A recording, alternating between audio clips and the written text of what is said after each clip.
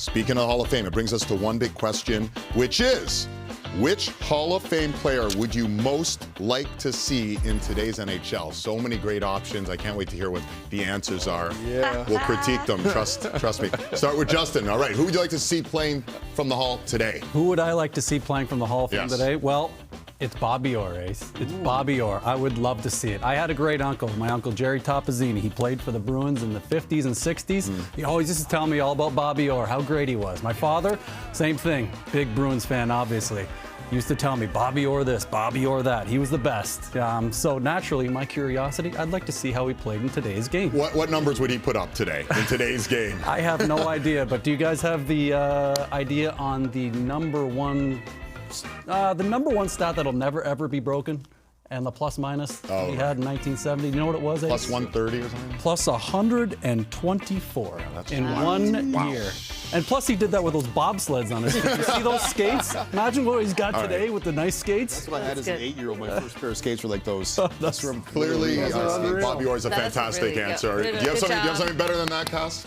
Well, maybe not better, but equally as good. Okay. So I actually did a safe and fun hockey program for 16 seasons with Bobby Orr and the late Mike Bossy. Oh, wow. Can you imagine the goals he would put up without the clutch and grab? He had, 9 50-goal seasons. In his 10th season, I think it was 30-some goals, ends up retiring due to a bad back.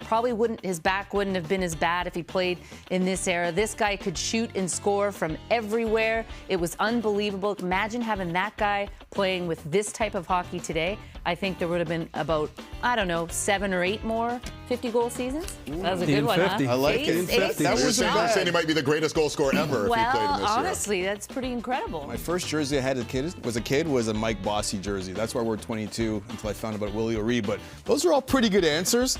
I'd have to say the great one, number 99. Think about the number of points he put up in that era. Okay, and now this era now too. And you're working with Wayne on Wednesday. Exactly, Cass. But I don't want to hear about anything about speed, competitive nature.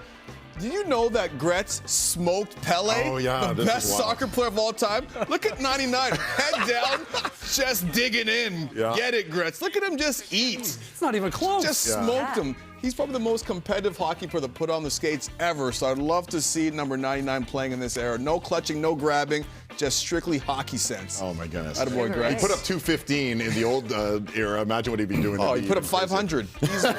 I love all those answers. I'm going to throw another one out for you. Pavel Bure, right? He skated like the wind. He scored. He did so many fantastic things, but didn't get the opportunity necessarily to have the ice that you guys are speaking about. It'd be really cool to see the Russian rocket relaunched. That's number 4. Here's a quick story, too. So he used to always try to avoid line changes. We played against him in Florida. One time, he went in the D side of the bench, and then our checkers came off the ice. He came running down the bench out the forward side, caught us off guard, went down and scored a goal. Oh, that's awesome. A little trickeration there. So there it is. One big question for you, Hall of Fame edition.